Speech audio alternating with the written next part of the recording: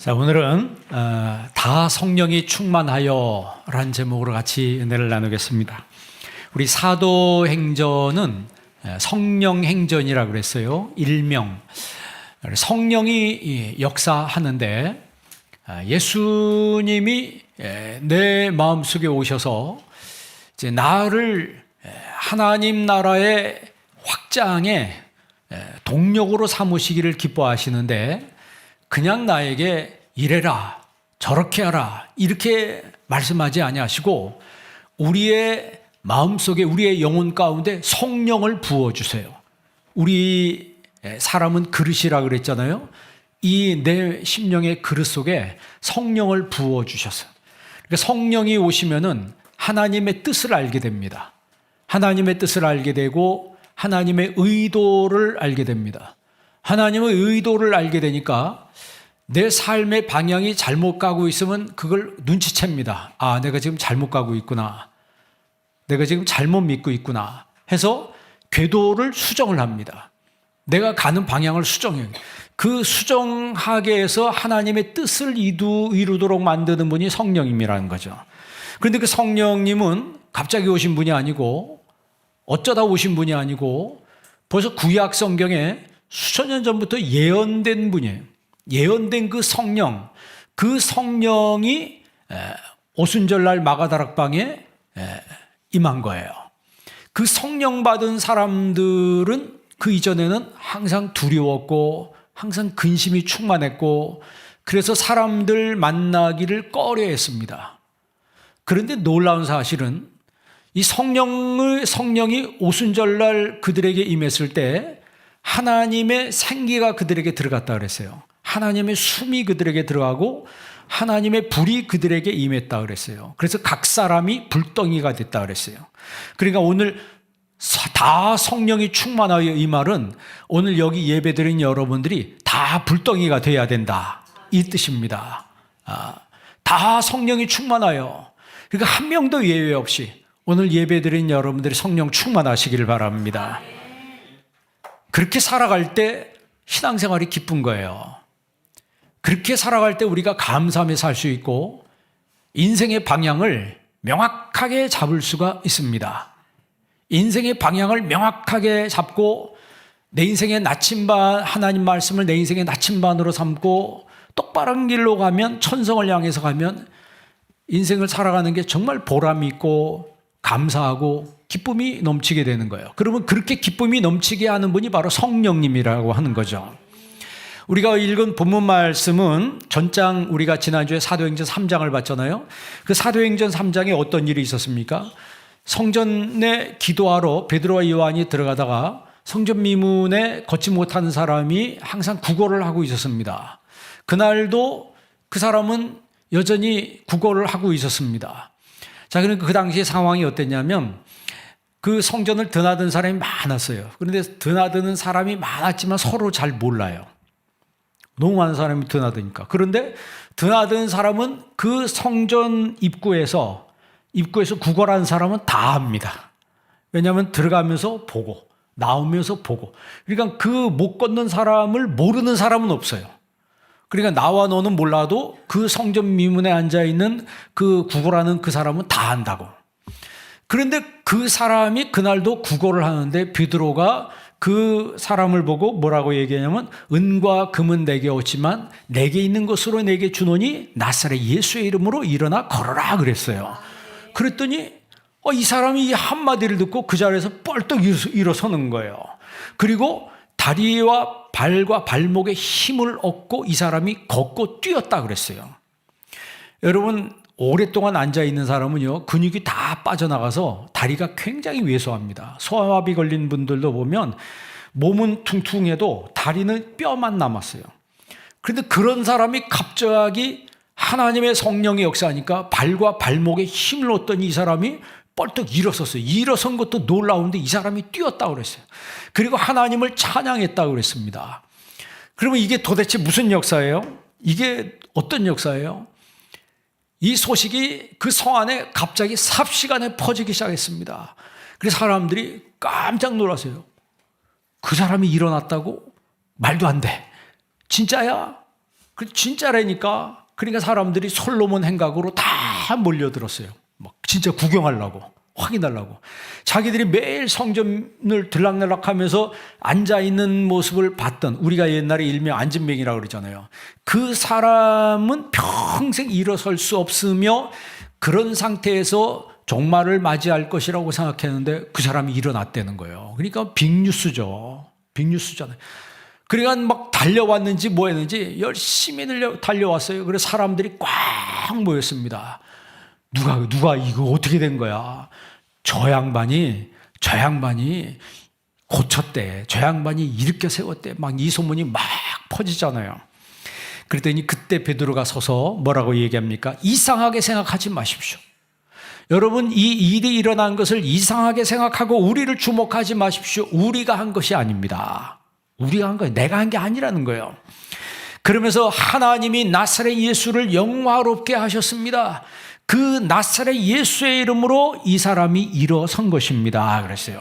나사렛 예수의 이름으로 이 사람이 일어섰고 고침을 받고 이 사람이 건강을 되찾았습니다. 그러면서 베드로가 한 얘기가 뭐예요? 그런데 그 예수님을 당신들이 십자가에 못 박았습니다. 그 예수님을 당신들이 십자가에 못 박았습니다. 우리가 다 이 일의 증인입니다. 이 사람이 그 당신들이 못 박아 죽인 그 예수의 이름으로 이 사람이 일어섰으며 건강을 되찾았습니다. 누구의 이름으로? 예수님의 이름으로. 지난주에 설교 제목이 뭐예요? 그래서 예수 그리스도의 이름으로 그러죠. 자, 3장 16절 한번 읽어보세요. 다 같이 한번 읽습니다. 그 이름을 믿음으로 그 이름이 너희가 보고 아는 이 사람을 성하게 하였나니 예수로 말미암아 난 믿음이 너희 모든 사람 앞에서 이같이 완전히 낫게 하였느니라. 아멘. 자, 여기 보면 그 이름이 몇 번 나와요? 2번 나오죠. 그 이름을 뭐함으로? 믿음으로. 그 이름이 누구예요? 예수님의 이름이죠. 예수의 이름을 믿음으로 그 예수의 이름이 이 사람을 성하게 했다. 그리고 끝에 보세요. 이같이 완전히 뭐하게 하였나니? 완전히 낫게 했다. 그 말은 다시 주저앉지 않는다는 거예요. 그러니까 예수님의 이름으로 고침받은 거는 완전한 고침이라고 하는 거죠. 여러분, 마태복음 12장에 보면 더러운 귀신이 사람에게서 나갔다 그랬잖아요. 나갔는데 다시 왔어요, 안 왔어요? 다시 왔어요. 왜냐하면 빈집이 돼버렸어요. 귀신이 나갔습니다. 그러면 그곳을 하나님 말씀으로 채우고 믿음으로 채우고 은혜로 채워야 되는데 그냥 귀신이 나가기만 하고 텅 비어 있으니까 그 나갔던 귀신이 더 악한 귀신 7을 데리고 그에게로 들어갔다 그랬어요. 그러니까 우리 사람은 그릇이라고 그랬습니다. 우리 사람은 집입니다. 여러분, 빈 그릇 속에 하나님의 은혜로 채우시길 바랍니다. 믿음으로 채워야 되고 성령 충만함으로 채워야 되는 거예요. 베드로가 그들에게 말합니다. 당신들이 몰라서 그분을 십자가에 못 박았습니다. 그러므로 이제라도 회개하고 죄사함을 받으십시오. 그리하면 새롭게 되는 날이 당신들에게 찾아올 것입니다. 그냥 선포하는 거예요. 듣든지 말든지. 그게 19절이죠. 19절 한번 읽어볼래요? 다 같이 있습니다. 그러므로 너희가 회개하고 돌이켜 너희 죄 없이 함을 받으라. 이같이 하면 새롭게 되는 날이 주 앞으로부터 이를 것이요. 아멘. 그러므로 회개하고 죄 없이 함을 받으라. 그러니까 회개하면 죄사함을 받는다는 거예요. 회개하고 죄사함 받으면 그것으로 끝나는 것이 아니고 내 인생이 새롭게 되는 날이 우리에게 찾아온다는 거죠. 그래서 여러분, 예수님을 만나면 인생이 새로워지는 거예요. 여러분, 예수님을 믿습니까? 여러분, 구원 받으셨나요? 거듭남의 확신이 있나요? 거듭남의 확신이 있고 구원받았다라고 하는 확신이 있는 사람은 날마다 새롭게 사는 거예요. 내 인생이 왜? 예수님의 영이 내 안에 왔기 때문에. 예수님의 영이 내 안에 왔다라고 하는 것은 내 인생의 주인이 바뀐 거예요. 내 인생의 주인이 예수님이에요. 그래서 주님이 뭐라고 말씀하세요? 나는 선한 목자라. 선한 목자는 그 양을 위하여 목숨을 버리나니. 예수님이 당신의 목숨까지 줄 정도로 나를 사랑하시고 예수님이 그 목자가 되셔서 나를 인도하신다는 거예요. 여러분 시편 23편에 여호와는 나의 목자시니 그가 나를 푸른 초장 맑은 물가로 인도하신다. 인도한다는 말의 그 히브리 말의 의미는 앞서간다는 얘기예요. 내가 가는 이 길에, 내가 가는 길, 여러분이 가는 길을 알아요, 몰라요? 모릅니다. 내가 프로젝트를 세우고, 내가 계획을 세우고, 내가 뭔 일을 진행한다고 해서 내일 무슨 일이 나에게 닥칠지 우리는 몰라요. 미래에 대해서 우린 장님입니다. 그러나 우리 주님은 아십니다. 그 주님이 나를 인도하신다는 말은 이스라엘을 하나님 구름기둥으로 인도하신 것처럼 주님이 앞서가서 나를 인도하신다는 거예요. 그럼 걱정할 필요가 있어요, 없어요? 걱정할 필요가 없습니다. 왜? 다 맡겼으니까. 주님이 내 인생의 목자가 되시니까. 여러분 인생에 주님이 목자이시나요? 예수님을 마음속에 믿는 사람은 그 사람의 인생의 목자가 예수님이세요. 그래서 예수님이 나를 인도한다는 사실을 내가 압니다. 그래서 기도할 때 주님, 나에게 이런 문제가 있습니다. 내일 뭐 해야 됩니다. 주님 맡아주시고 이 문제도 주님이 해결해 주옵소서. 주님 그 자리에 내가 누굴 만나는데 주님 그 자리에 함께 할 줄 믿습니다. 우리 자녀가 무슨 일을 해야 되는데 하나님 이끌어 주옵소서. 주님 책임져 주옵소서. 주님이 앞서가서 인도해 주옵소서. 여러분 말씀 붙들고 기도하면요, 하나님이 그렇게 함께 하시는 거예요. 함께 하시는 거라고. 그러니까 우리가 회개하고 죄사함 받으면 새롭게 되는 날이 우리에게 이른다. 그것은 하루만 새롭게 되는 것이 아니고 날마다 새롭게 된다는 거예요. 죽을 때까지 새롭게 된다는 거예요. 평생에 새로워지는 은혜가 여러분에게 있기를 바랍니다. 그러면서 베드로는 계속해서 하나님 말씀을 선포합니다. 하나님께서 우리를 언약의 자손으로 삼았습니다. 그리고 땅의 모든 족속이 너로 말미암아 복을 받을 것이다 라고 말씀하셨습니다. 그게 25절이에요. 땅의 모든 사람들이 너로 말미암아 복을 받을 것이라 약속했습니다. 그 다음 26절 한번 읽어볼래요? 3장 26절 다 같이 있습니다. 하나님이 그 종을 세워 복 주시려고 너희로 하여금 돌이켜 각각 그 악함을 버리게 하셨느니라. 아멘. 하나님이 그 종을 세워 뭘 주시려고? 복 주시려고. 그 종이 누구예요? 예수님이죠. 하나님이 예수님을 세워 우리한테 뭘 주시려고? 복 주시려고 너희에게 먼저 보내사 너희로 하여금 돌이켜 각각 그 악함을 뭐하게 하셨느니라?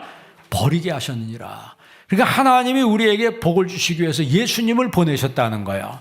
그래서 하나님이 주신 그 복을 받으려면 우리 악함을 버려야 된다라고 하는 거죠. 그러니까 베드로가 이 말을 막 선포하는데 제사장들과 사두개인들은 영 듣기가 싫었습니다. 영 반응이 안 좋았어요.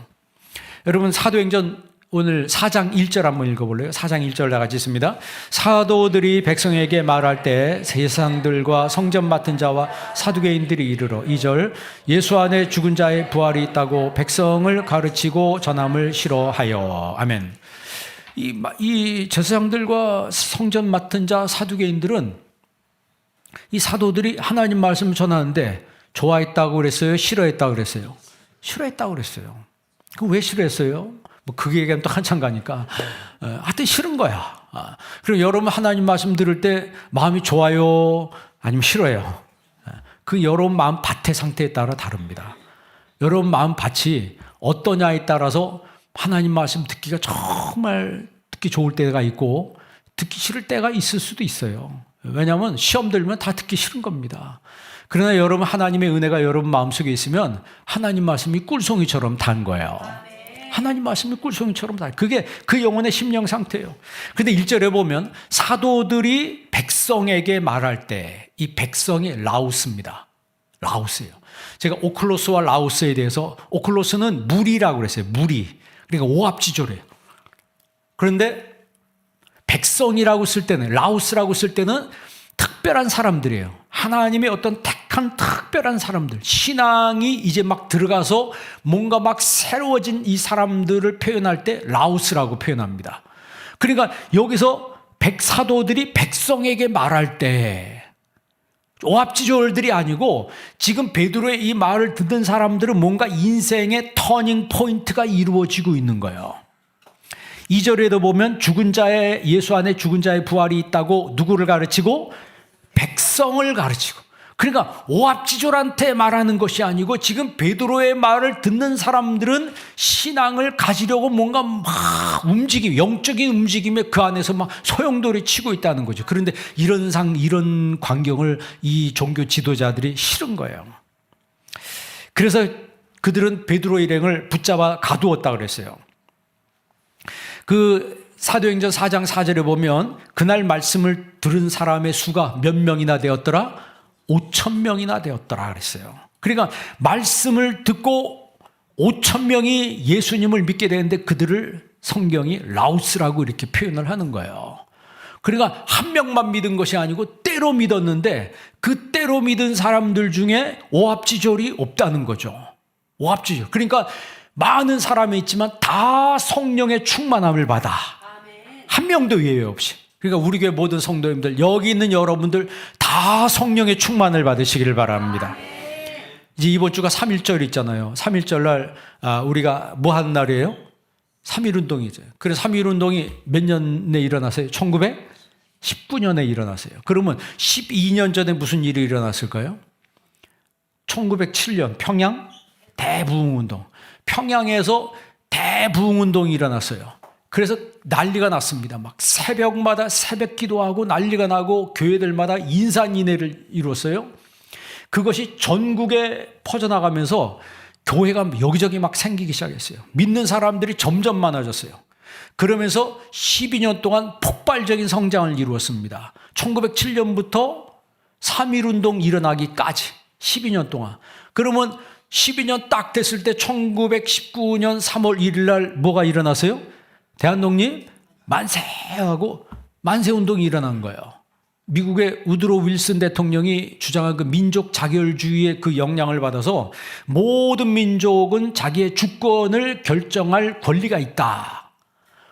그렇게 주장하는데 우리는 자기의 주권을 결정할 수 있어요, 없어요? 자기의 주권을 결정할 수가 없어요. 왜냐하면 나라를 뭐 했기 때문에?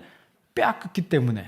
뭐 독립전쟁을 해도 미미하게 할 뿐이지 정말 어떻게 이 판을 뒤집어가지고 나라를 독립시켜서 우리가 나라를 다시 찾아올 수 있는 그런 힘이 없었어요. 왜냐하면 우리나라 구한말에 이 조선이 망할 때 일본이 우리나라를 점령할 때 전쟁에서 점령했어요? 사인해서 점령했어요? 전 세계 역사상 나라를 빼앗길 때 한 번도 전투를 치르지 아니하고 빼앗긴 나라는 우리나라가 유일하다고 얘기해요. 다른 나라는인지 모르겠는데 그때 우리나라 군사수가 10,000명이 안 됐습니다. 10,000명이 안 됐어요. 그러니까 뭐 이완용 뭐 그 매국노 을사오적이라 그러잖아요. 그럼 그 사람이 팔아먹었습니까? 실제로는 왕이 팔은 거죠. 왕이 묵인하고 파는 거고 그냥 그 사람들 붙잡아다 도장 찍어 뭐 이래가지고 그냥 얼렁뚱땅 넘어간 거예요. 그리고 이완용이라고 하는 이 주변 사람들은 똑똑한 사람들이었습니다. 이미 나라는 어디로 기울었어요?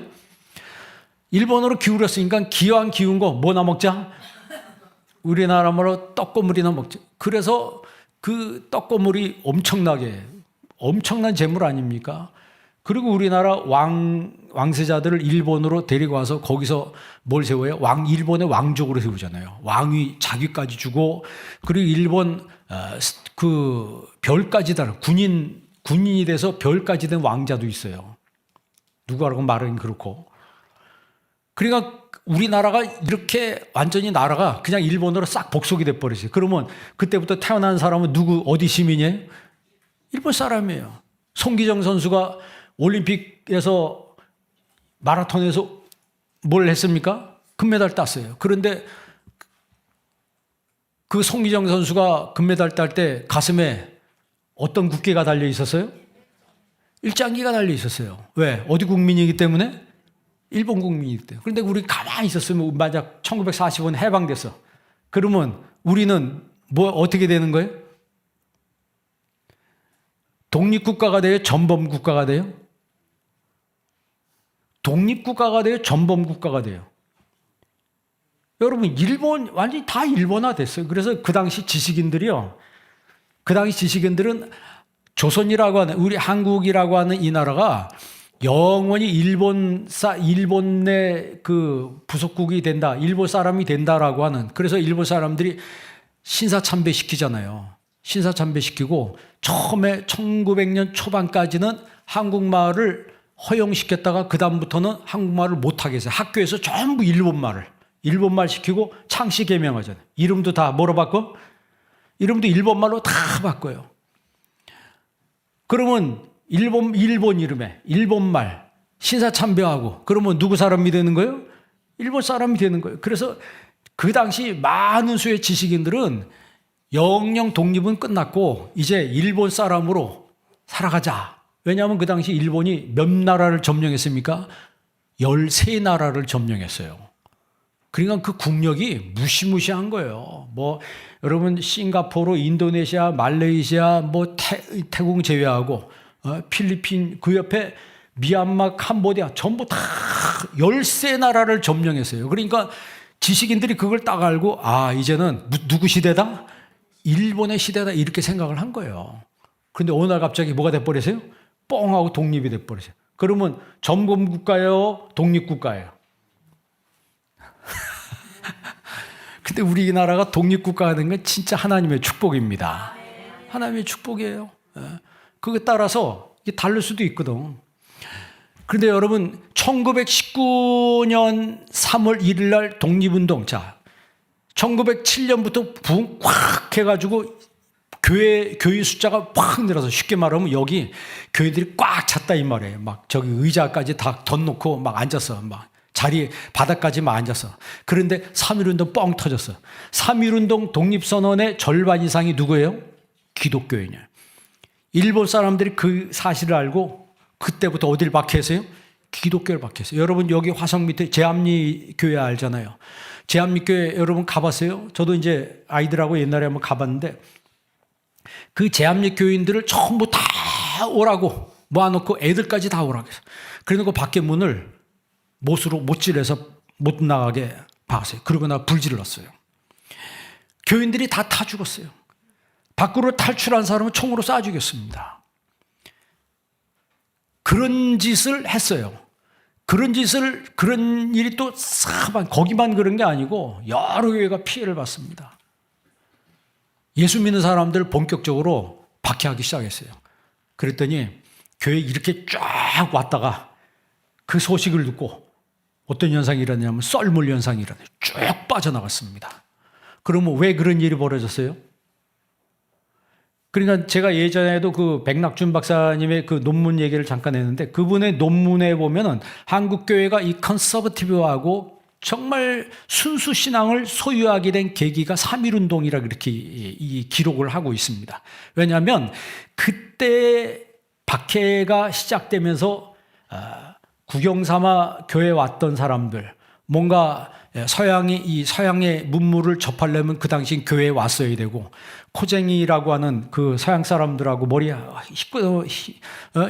좀 노란 사람들하고 어울리면 자기 신분이 올라가는 것 같고 이런 생각 가지고 교회에 왔던 사람들이 어이쿠 하고 그냥 그 다음부터 교회 안 나오는 거예요. 당신 교인이잖아. 여기 이름이 다 있는데 그럼 아유 아니라고 난 절대 아니라고. 그러면서 이 사람들이 썰물같이 다 빠져나갔어요. 그럼 누가 남았어요? 진짜 순수한 신앙 가진 사람들만 남았다라고 하는 거예요. 여러분들이 그런 사람이 되기를 바랍니다.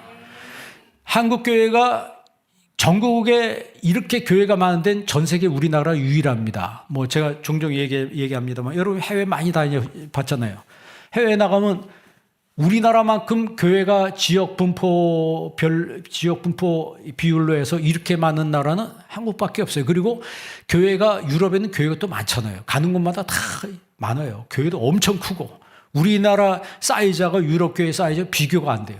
그런데 거기는 예배를 안 드려요. 그냥 관광지예요. 박물관화되어 있다는, 교회가 박물관화되어 있는데 실제 한국은 교회가 커도 그 안에 예배 드린 사람이 꽉 차 있어요. 이거 왜 그러냐면 그러니까 여러분 역사를 볼 때 하나님의 선미사로 봐야 되는 거예요. 그러니까 부흥이 막 됐어. 막 너무 좋잖아요. 사람 많으면 좋은 거 아니에요. 그죠? 사람 많아야 더 모인다고. 사람이 많으면 더 모이고 부흥되면 더 꼬입니다. 그런데 없으면 와요 안 와요? 이래 와가지고 행하면 그 다음부터 안 옵니다. 근데 막 많은데 박해가 시작되니까 그 다음에 쫙 빠져나갔어요. 한국교회가 순수신앙으로 지금까지 올 수 있었던 계기가 바로 3.1운동이라 그렇게 학자들이 이야기를 합니다. 자, 그러면 5,000명이 믿었는데 그 5,000명을 성경에는 라오스라고 이야기하는 거예요. 그러면 우리나라 3.1운동이 일어났을 때 그 많은 사람들이 있었는데 5,000명은 더 됐죠.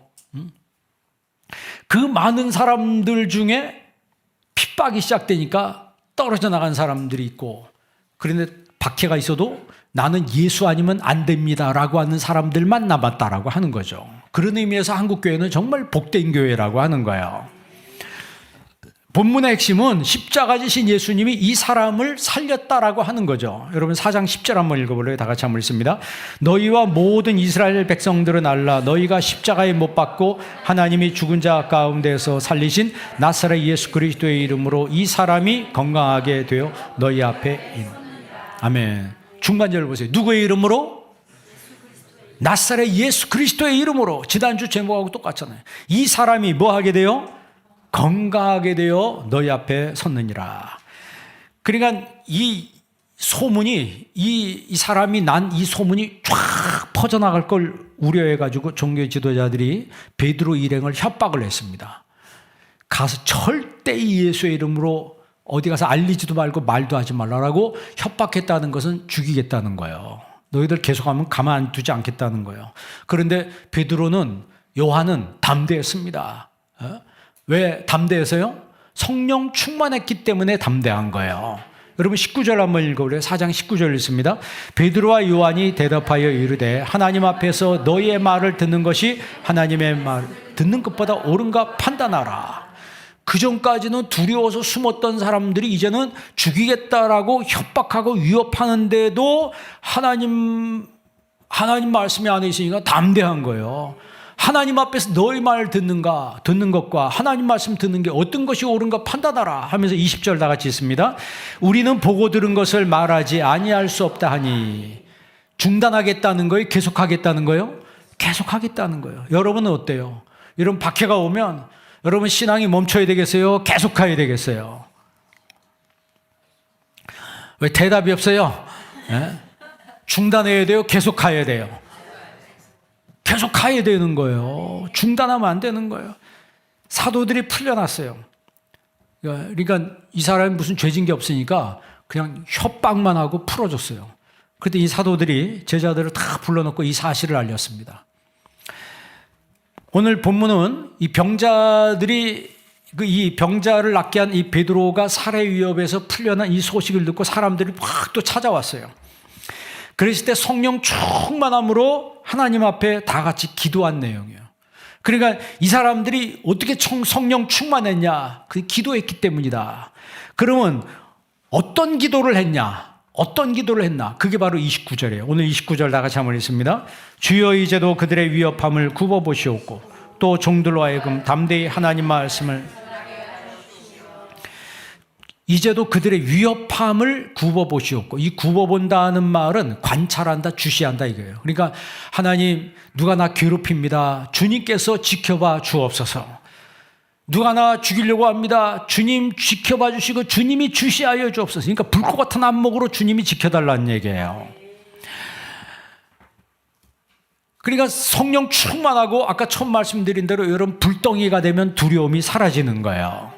우리가 성전 짓는데 뭐 민원이 들어오고 막 그랬다 그랬잖아요. 뭐 와서 뭐 목탁 친다 그러고 깽가리 친다 그러고, 그래도 우리가 성령 충만하면 그런 게 두렵지가 않은 거예요. 오히려 그들을 전도할 마음이 우리 마음 가운데 생기게 되는 거죠. 뭘 꾸미고 있는지 모르겠어요. 하여튼 그러나 중요한 거는 어떤 상황이 닥치든지 우리는 끝까지 가야 된다라고 하는 거죠. 성령 충만하면 두려움이 사라지는 거예요. 여러분 초대교회 선교사님들, 우리나라 초대교회 선교사님들도 뭐 그분들이 뭐 교회를 많이 세우고 뭐 교회가 부흥했다고 그러니까 그냥 된 게 아닙니다. 우리나라 이 원주민들, 이 토착민들이 선교사님들 굉장히 싫어하는 사람들이 굉장히 많습니다. 박해하고 그 협박하고 이런 예도 굉장히 많았어요. 여러분 죽이겠다고 하면 선교할 수 있어요, 없어요? 그러니까 그 당시에 그 살해 위협을 하는데 소문을 어떻게 퍼뜨리냐면 애들을 잡아서 뇌를 꺼내 먹는다 그랬어요. 애를 잡아서 뇌를 꺼내 먹는다고 말하고 그 애들을 잡아가지고 눈을 빼가지고 카메라면 그러니까 선교사님들이 카메라 가지고서 막 찍고 그러잖아요. 그 사람의 눈깔로 이게 찍는다고 이렇게 소문을 퍼뜨리는 거예요. 애들 잡아가지고 스테이크를 해 먹는다고. 그 사람들 고기 먹는 사람들 아니에요. 애들을 잡아서 스테이크를 해 먹는다고 말하고 이 애들을 교육시켜가지고 자기 노예로 삼으려고 한다고. 그러니까 온갖 그 억측과 이런 거를 악소문을 퍼뜨리는 거죠. 악소문을 퍼뜨려서 이 선교사님들의 선교사역을 어떻게든지 방해하려고 하는데 간 사람이 있어요, 없어요? 거의 안 갔습니다. 거의 안 가고 그분들이 이 땅에서 뼈를 묻었어요. 이 땅에서 뼈를 묻은 결과가 지금 이 결과예요. 우리 여러분 교회에서 선교한 그 성동관 선교사님, 필리핀 선교사님 있잖아요. 그분 이제 30년이 넘는데 그분이 그 필리핀에 가서 선교할 때 거기가 거의 밀림 수준이었습니다. 그래 그때 오셔서 간증한 거 여러분 들어봤잖아요. 당장 나가로 권총을 가지고 와서 머리에다 겨누고 내일 안 나가면 다 죽인다고, 쏴 죽인다고, 총을 들고 와가지고 협박했다고. 내일 안 나가면 뭐 맞는 거예요? 총 맞는 거예요. 그 다음날 아침에 뭘 들고 찾아와요? 총 들고 찾아왔는데 떠났어요? 안 떠났어요? 안 떠났다고. 안 떠났어요. 그리고 나중에 그 총 들고 온 사람도 예수님 믿었다는 거죠. 그리고 나서 수십 년 지나니까 그 밀림 지역이 지금은 도시가 돼버렸잖아요. 제가 가보니까 완전히 빌라촌이 돼버렸더라고요. 3,000세대, 우리 여기 있는 빌라 말고 그 멋진 빌라 있잖아요. 유럽풍의 빌라. 그런 지역으로 완전히 탈바꿈 돼버렸어요. 그러니까 선교사님들이 와서 이렇게 선교할 때 우리나라가 이렇게 발전되리라고 생각했을까요? 못했을까요? 상상도 못했을 거예요. 상상도 못했는데 와서 뭐만 전한 거예요? 그냥 복음만 전한 거예요. 그런데 부흥은 누가 주시는 거예요? 하나님 주시는 거예요. 이 나라 발전은 누가 주시는 거예요? 하나님이 주시는 거예요. 그러니까 여러분 지금도 똑같습니다. 미래에 내가 어떻게 될까 걱정하지 마시고 여러분들 예수님 잘 믿으시길 바랍니다. 그 선교사님들이 뼈를 깎아가면서 여기서 여러분 복음의 씨를 뿌리고 전도하고 모욕을 받고 욕을 얻어먹고 협박을 받을 때 그걸 감수하고 끝까지 감당했는데 지금에 와서야 보니까 결과적으로 보면 이 나라가 세계에서 정말 뛰어난 나라가 된 거예요.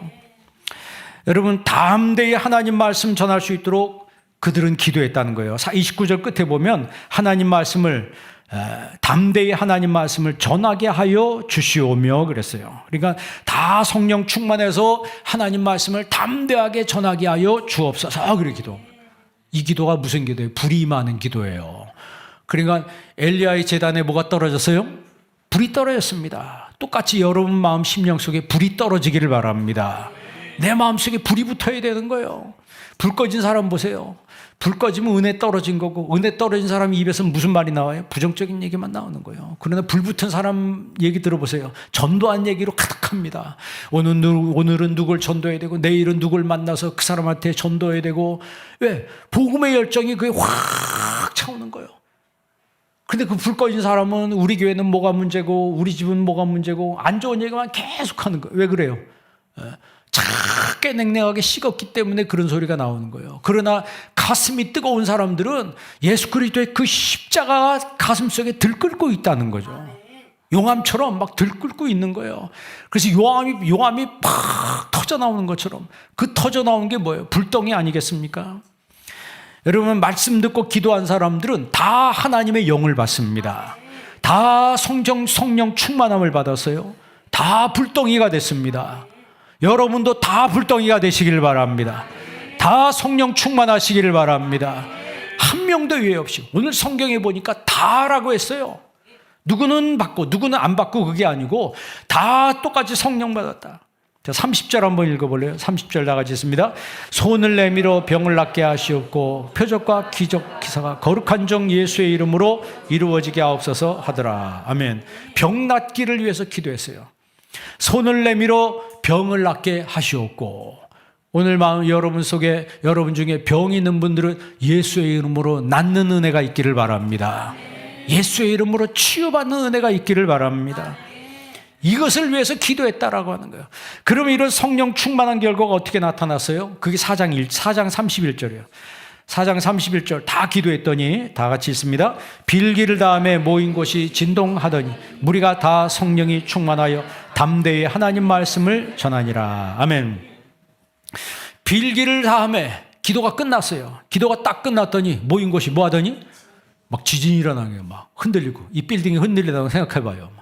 막 흔들리더니 무리가 다 성령이 충만하여. 이게 오늘 본문 제목이에요. 무리가 다 성령이 뭐하여? 일부만이 아니고 다 성령이 충만하여. 오늘 여기 있는 여러분들 다 성령 충만하시기 바랍니다. 다 성령이 충만하여 어떻게 했다고요? 하나님 말씀을 전했다. 전도했다는 거예요. 그러니까 전도 충만한 거예요. 플레레스 푸니마토 사기우라고 해서 사역 충만을 받은 거예요. 성령 충만을 받고 이제 내가 뭔가 주님을 위해서 해야 되겠다. 해야 되겠다. 책임감이 생긴 거예요. 책임감이 생긴 거예요. 내 마음속에 내가 주님을 위해서 뭔가 해야 되겠다라고 책임감이 생기고 내 마음속에 사명이 생긴다라고 하는 거죠. 그래서 담대히 하나님 말씀을 전했습니다. 그리고 또 하나의 특징이 뭐냐면 4장 32절이에요. 4장 32절 다 같이 있습니다. 믿는 무리가 한 마음과 한 뜻이 되어 모든 물건을 통용하고 자기 재물을 조금 더 자기 것이라 하는 이가 하나도 없더라. 아멘. 한 마음 한 뜻이 됐습니다. 무리가, 믿는 무리가, 여기서 무리는요 오클루스가 아닙니다. 원문 성경에 플레소스라고 하는데 이거는 사람들이 많다는 얘기예요. 믿는 사람들이 플레소스, 5,000명이나 되는 것처럼 쫙 퍼져 있다는 거예요. 이 놀라운 5,000명이나 되는 사람이 무슨 마음? 한 마음, 한 뜻이 됐다는 거예요. 여러분 생각해 보세요. 5,000명이 무슨 마음? 한 마음, 한 뜻. 그럼 우리는 5,000명의 몇 분의 1이나 될 것 같아요? 그럼 우리도 여러분 한 마음, 한 뜻이 돼야 합니다. 그게 성령의 역사예요. 성령께서 임하면 아무리 생각이 달라도 다 한 마음이 되고 한 뜻이 되는 거예요. 그래서 여러분 우리가 한 마음 한 뜻이 되면 어떤 일이 벌어집니까? 한 마음 한 뜻이 되면 어떤 일이 벌어져요? 여기서 보니까 모든 물건을 서로 통용하고 자기 재물을 조금 더 자기 것이라는 사람이 있다 없다? 없다라고 해요. 서로 통용, 서로 나누죠. 그러니까 성령 충만을 받으면 자기 것을 나누는 그런 은혜를 받게 되는 거예요. 그러면 여러분 성령 충만하면요 왜 이런 현상이 일어나냐면 이 성령 충만하면 죄의 무게를 알게 됩니다. 내가 기본적으로 죄인이에요. 자기가 죄의 무게가 큰 걸 알면, 자 여러분 죄의 무게가 얼마나 될 것 같아요? 엄청 커요? 몇 톤이나 될 것 같아요? 그 고래 중에 흰수염 고래는요 무게가 170톤이래요. 길이가 30m랍니다. 30m에 170톤. 그게 바다에 다니는데 만약 그게 육지로 갖다 넣어서 만약 육지로 다닌다면 어떻게 될 것 같아요?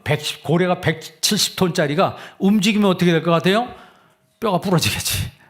아마 그 자리에서 뼈가 부러져 죽을 거예요. 그런데 이게 바다에 들어가니까 뭐예요? 유유하게 다니는 거예요. 여러분 우리는 은혜의 바다 속에 다녀야 합니다. 죄는 크지만 하나님이 우리를 은혜의 바다 속에 집어넣었어요. 그래서 죄는 많지만 우리가 살고 있다라고 하는 것은 여러분 우리는 평생 하나님의 은혜 속에 살고 있다라고 하는 거예요. 그러니까 감사할 수밖에 없는 거예요. 감사할 수밖에 없는 거예요. 초대교회의 위대한 점이 뭡니까? 한 마음 한 뜻이 됐다는 거예요. 바울이 자신이 세운 교회 빌립보 교회 고린도 교회를 향해서 부탁을 합니다. 당신들 예루살렘 교회처럼 되십시오. 어떻게 부탁하냐면 여러분 빌립보서 2장 2절 한번 읽어볼래요? 빌립보서 2장 2절 다 같이 있습니다. 마음을 같이하여 같은 사랑을 가지고 뜻을 합하며 한 마음을 품어. 자, 마음을 뭐하여? 같이 해라. 무슨 사랑? 같은 사랑을 가지고 뜻을 뭐하며? 합하며. 무슨 마음? 한 마음. 지금 이 한 구절에 막 하나가 되란 말이 굉장히 많잖아요. 그럼 3절 한번 읽어볼래? 다 같이 있습니다. 아무 일에든지 다툼이나 허용으로 하지 말고 오직 겸손한 마음으로 각각 자기보다 아무 일에든지 뭐 하지 말라? 다투지 말라. 왜 그랬을까요? 순두개와 유오디아가 사이가 별로 안 좋았어요. 그러니까 주 안에서 같은 마음을 품으라고 계속 이 빌립보 교회 편지를 쓰는 거예요. 오직 겸손한 마음으로 자기보다 남을 어떻게 여기고? 낮게 여기고. 여러분 옆 사람한테 한번 인사합시다. 저보다 나으신 분입니다. 나보다 뭐한 사람이에요? 나보다 나은 사람이에요. 에? 무슨 자기가 스펙을 쌓았다고 교만해가지고 무슨 아래로 내려보고, 여러분 그거 하나님이 정말 기뻐하지 않는 거예요. 그런 사람이 제일 어리석은 사람이에요. 성공한 사람들 보면, 잘 나간 사람 보면 높은 데도 겸손하더라고요. 높은 자리인데도 앞장서고 높은 자리에 있으면서 봉사하고, 그런 사람이 롱런 하더라고요. 괜히 무슨 높은 자리에 올라왔다고 해서 의시되고 밑에 사람 깔보고 함부로 대하고, 그런 사람이 한순간에 낙마해. 여러분 그런 건 뉴스에 많이 보잖아요. 많이 보잖아요. 그게 다 우리 인생의 처세술이 성경에 다 써 있어요. 자기보다 남을 낮게 여기고 겸손한 마음을 품으라. 그게 여러분 성령이 임할 때, 성령 충만이 임할 때 자연스럽게 그런 현상이 나타난다는 거예요.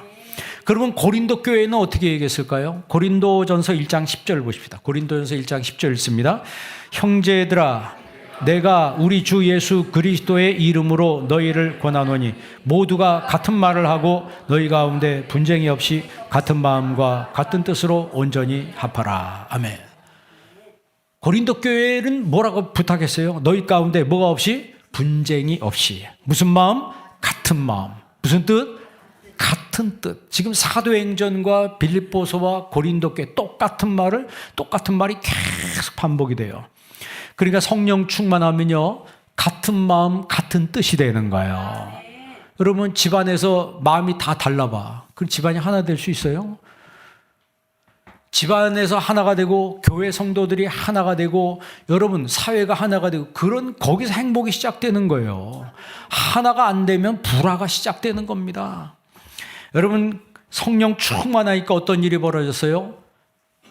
예수님의 부활을 증거하는 공동체가 됩니다. 33절 읽어보세요. 4장 33절 나가지 있습니다. 사도들이 큰 권능으로 주 예수의 부활을 증언하니 무리가 큰 은혜를 받아. 아멘. 사도들이 큰 권능으로 뭘 증언했다고요? 주 예수의 부활을 증언했다. 그러니까 사도들이 다니면서 전하는 것은 예수님의 부활을 전한 거예요. 예수님 부활했다. 그러니까 우리가 가져야 될 신앙도 무슨 신앙이에요? 부활신앙이라고 하는 거죠. 여러분 고린도전서 15장 35절 한 절만 한번 읽어보세요. 다 같이 한번 읽습니다. 누가 묻기를 죽은 자들이 어떻게 다시 살아나며, 죽은 자들이 어떻게 다시 살아나며 어떻게 부활하느냐 이 말이에요. 그리고 부활할 때 어떠한 몸으로 오느냐 하리니. 그러니까 우리가 부활할 때 어떻게 다시 살고 어떤 몸으로 오느냐라고 하는 것을 이 고린도전서 부활장이 이야기하는 거예요. 그래서 우리가 썩을 몸으로 심고 썩지 아니할 몸으로 다시 산다 그랬어요. 여러분 몸, 내가 지금 가지고 있는 몸은 썩을 몸이에요? 안 썩을 몸이에요? 여러분 몸은 다 썩을 몸이에요. 그런데 예수님 오실 때 우리가 예수님 믿으면 썩을 몸이 썩지 아니할 몸을 입는다는 거예요. 욕된 몸이 욕된 몸을 벗고 영광스러운 몸을 입는다 그랬어요. 우리 몸은 욕된 몸이에요. 왜? 죄로 늘 충만하니까. 여러분 지난 일주일 동안 뭐만 짓고 살았어요? 솔직히 이야기하세요. 죄만 짓고 살았잖아요. 그런데 이 욕된 몸을 벗고 영광스러운 몸을 입는다는 거예요. 예? 약한 몸을 벗고 강한 몸을 입는다는 거예요. 우리 몸이 약하잖아요. 내가 바디빌딩하고 운동했다고요? 독감 한번 걸려봐요. 누워가지고 일주일 내내 끙끙 앓아요. 그 정도로 약한 게 우리 인간입니다. 약한 몸을 벗고, 약한 것을 벗고 강한 몸을 입는다는 거예요. 그리고 육의 몸을 벗고 신령한 몸을 입는다고 그랬어요. 우리 지금 이 육신의 몸을 벗고 신령한 몸을 입는다라고 고린도서에 지금 고린도 교회를 향해서 바울이 편지를 쓰는 거예요. 그게 부활. 이런 부활이 우리에게 기다리고 있다라고 하는 것을 지금 탁 선포를 하는 겁니다. 그럼 어떤 사람들이 이런 믿음을 가져요? 성령 충만한 사람이 이런 믿음을 갖게 되는 거예요. 성령 충만한 사람이 부활 신앙을 갖는 거예요. 여러분, 그리고 이 성령 충만한 사람이 또 하나 34절 보십시오. 아까 읽은 말씀인데 34절 다 같이 있습니다. 그 중에 가난한 사람이 없으니 이는 밭과 집 있는 자는 팔아 그 판 것의 값을 가져다가 35절 사도들의 발 앞에 두매 그들이 각 사람의 필요를 따라 나누어 줌이라. 아멘. 성령 충만하면 나눌 줄 압니다. 내 것을 내 것이라 하지 아니하고 서로 나눌 줄 아는 거예요. 그러니까 모든 것의 소유는 다 주님의 것이라고 하는 것을 믿는다라는 거죠.